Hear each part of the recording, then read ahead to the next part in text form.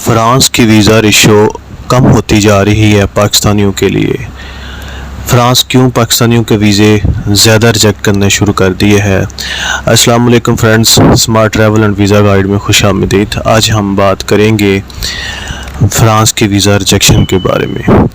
ہمارے پاس کچھ کیوریز آئی، جو لوگ ریفیوزل لیٹر لے کے آئے، اس کے اوپر جو کنٹینٹ لکھا تھا، جو ان کا ریفیوزل کے ریمارکس تھے، اس کے اوپر ہم بات کریں گے کہ ان کو کیا وجہ بنی کہ ان کے ویزا ریجیکٹ ہوا، اور ایسی کون سے سپورٹنگ ڈاکومنٹس تھے، ایسی کون سی وجوہات تھی، یا انہوں نے ڈاکومنٹس اپلیکیشن میں جو مسٹیکس تھی، ایرر تھی، جو انہوں نے اس پہ بیان کی۔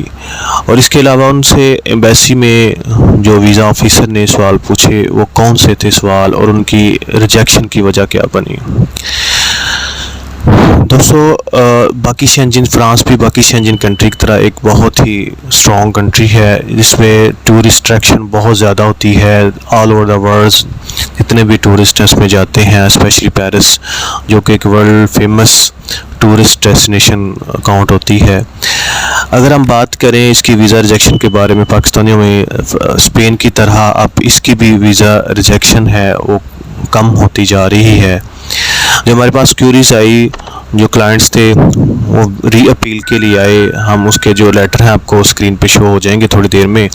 اس کے لیے آپ کو پوری ویڈیو دیکھنی پڑے گی، اور ہو سکے تو ہمارا اس چینل کو ضرور سبسکرائب کریے گا، شیئر کریے گا، اور بیل آئیکن پہ بھی ضرور کلک کریے گا۔ اب بات کرتے ہیں پہلے اس کے ڈاکومنٹس کی۔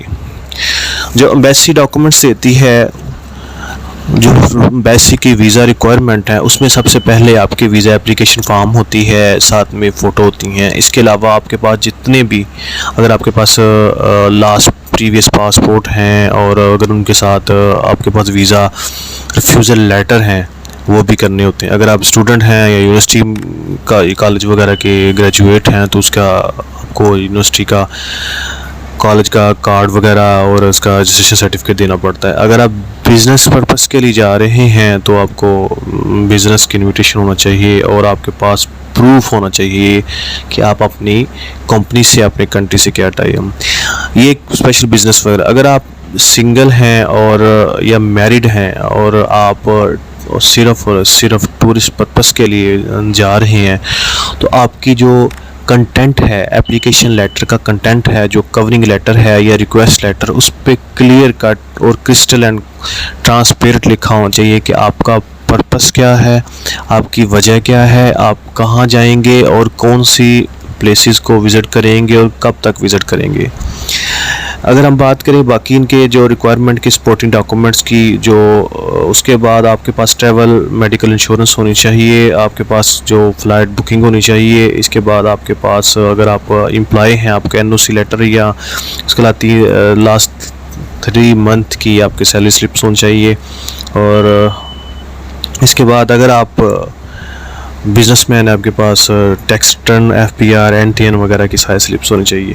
یہ ساری کیٹیگری کو ہم سپورٹنگ ڈاکومنٹس میں بھی کاؤنٹ کرتے ہیں۔ اب بات کرتے ہیں کہ یہ سارا کچھ جمع کروانے کے بعد بھی پھر بھی ویزا ریشو کیوں کم ہوتی جا رہی ہے، اور جو ہمارے کلائنٹ تھے، جو یہ ہمارے پاس کوائریز لے کے آئے تھے ری اپیل کے لیے، ان کی ویزا ریجیکشن کیوں ہوئی ہے، اور اس ویزا ریجیکشن ریشو کے اوپر جو ریفیوزل لیٹر ہے کیا لکھا ہوا۔ سب سے پہلے انہوں نے کون سی ڈاکومنٹس وغیرہ اور کون سی فائل سبمٹ کی تھی۔ یہ بھائی تھے، یہ ان کے پاس UK کا اسٹوڈنٹ ویزا موجود تھا، ان کی ترکی کی ٹریول ہسٹری تھی، ان کے پاس باقی جو رشیا وغیرہ، آذربائیجان، ان کی ٹریول ہسٹری تھی۔ انہوں نے پاکستان میں تھے اور پاکستان ایمبیسی میں ویزا اپلائی کیا۔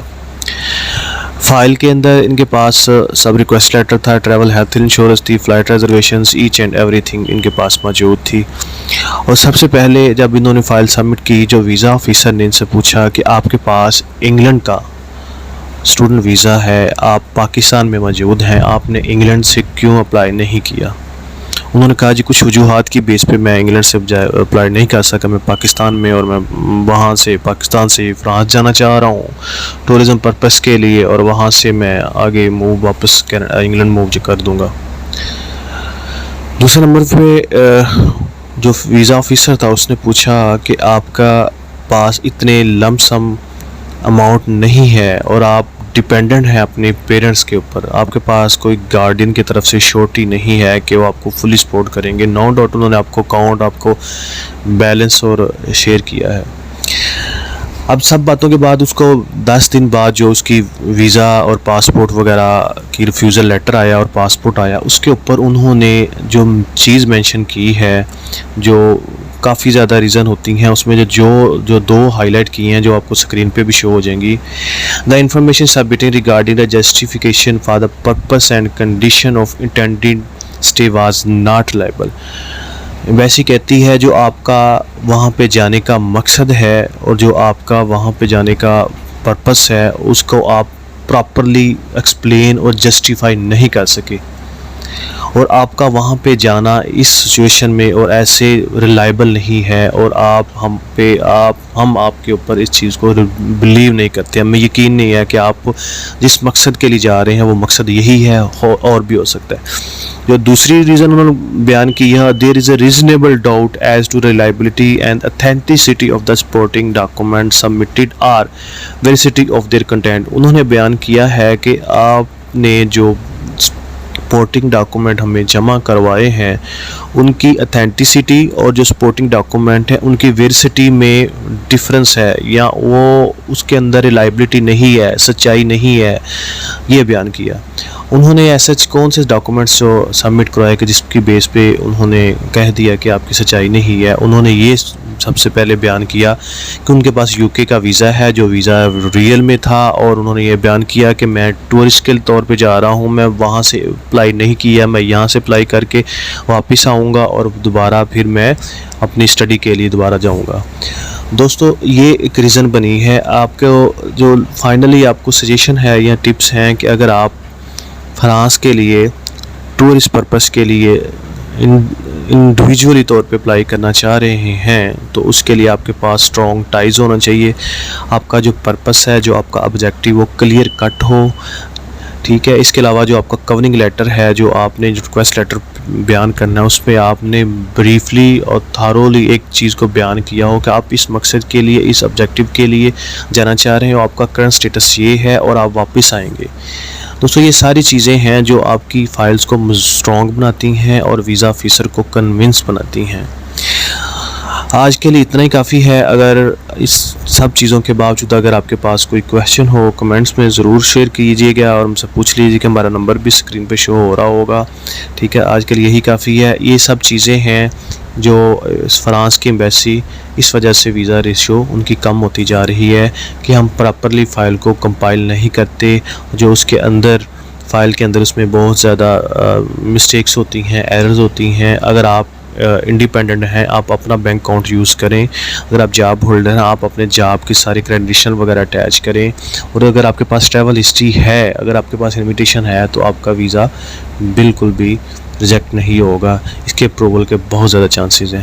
اپنا بہت سا خیال رکھیے گا اور دعا میں یاد رکھیے گا. آج کے لیے اتنا ہی کافی ہے. جزاک اللہ, تھینک یو سو مچ.